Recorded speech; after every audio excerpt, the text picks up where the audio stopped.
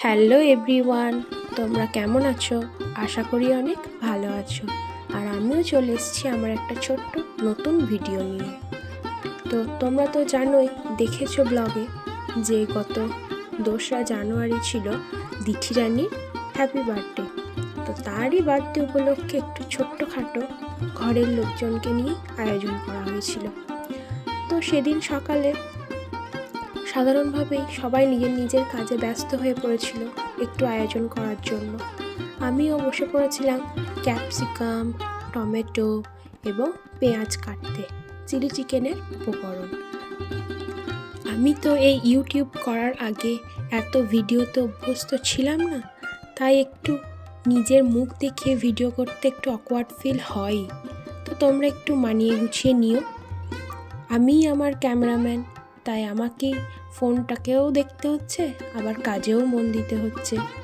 যাই হোক, চলো এই সমস্ত কাটাকাটি করার পর পরবর্তী কাজে লেগে পড়েছিলাম।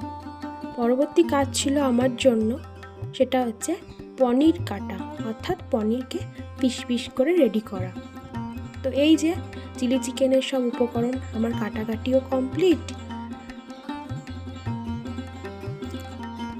আবার পনির কাটাও কমপ্লিট।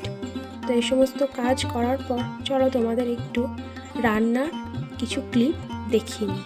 দিদি তখন ফুলকপি ভাজা করছিল, তারপর পনিরটাকে নুন হলুদ মাখিয়ে রেডি করে রাখলো যাতে রান্নাটা করতে পারে। পনিরটা অবশ্য আমিই করেছিলাম, যেটুকু পারি সেটুকু মতনই। খেতে ভালোই হয়েছিল, তোমরা ছবিতেই দেখো।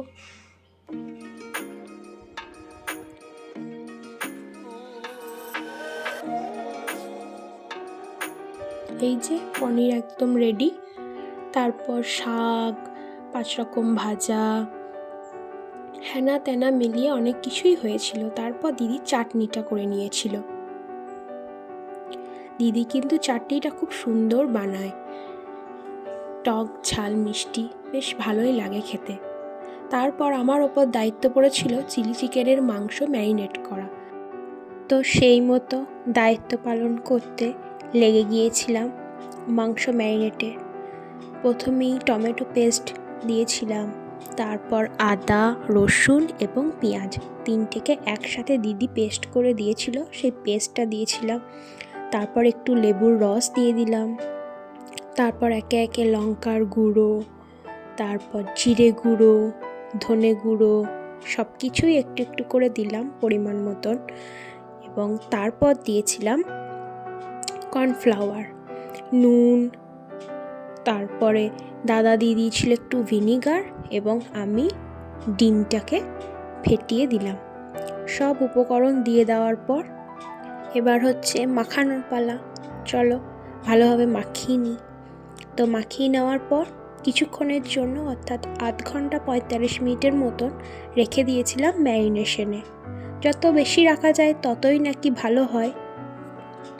ম্যারিনেশনে দেওয়ার আগে মাঝখানে কর্নফ্লাওয়ার আর একটু দিতে হয়েছিল, কারণ একটু বেশি তরল ছিল চিকেনটা, তার জন্য।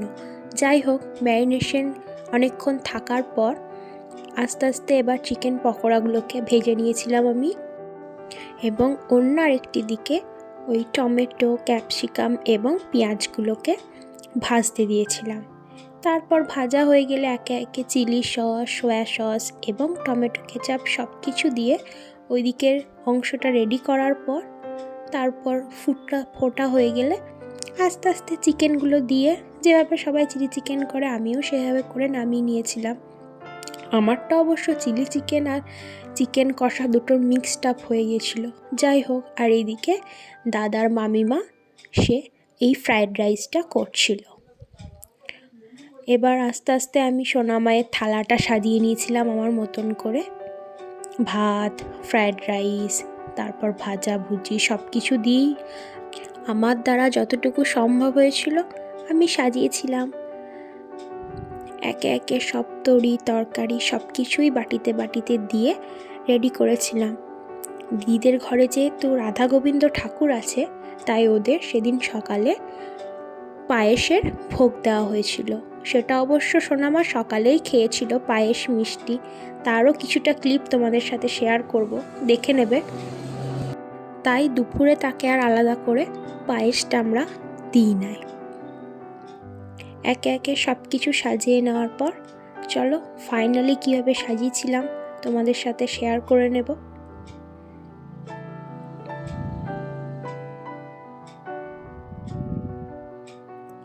এই দেখো সোনামা যে সকালে পায়েস খেয়েছিল, কেমন মিষ্টিটা খাচ্ছে দেখো।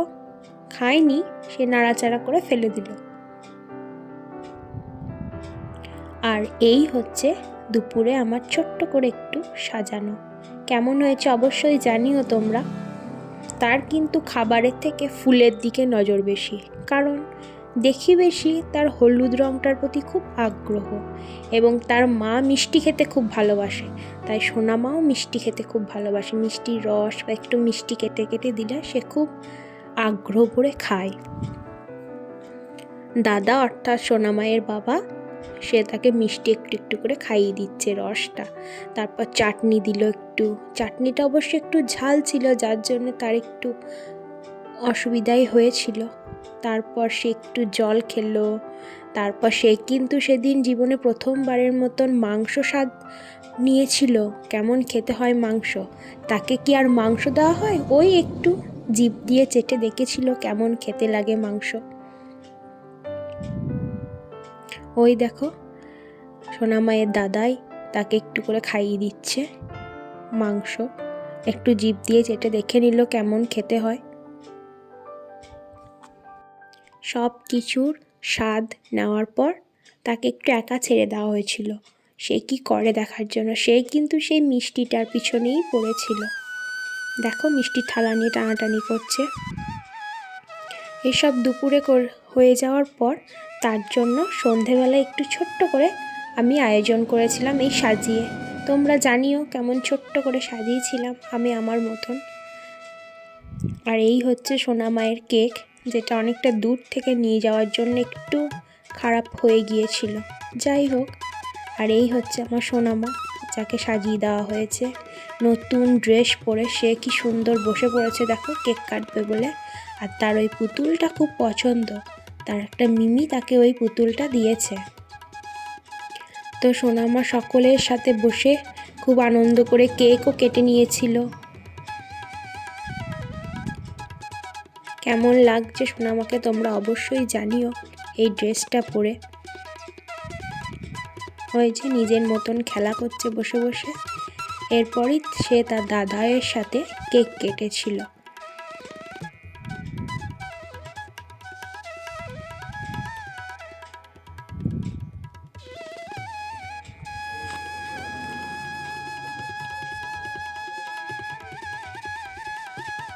সব কিছুই ঘরোয়াভাবে ছোট্ট মতো আয়োজন করা হয়েছিল নিজেদের লোকগুলোকে নিয়েই।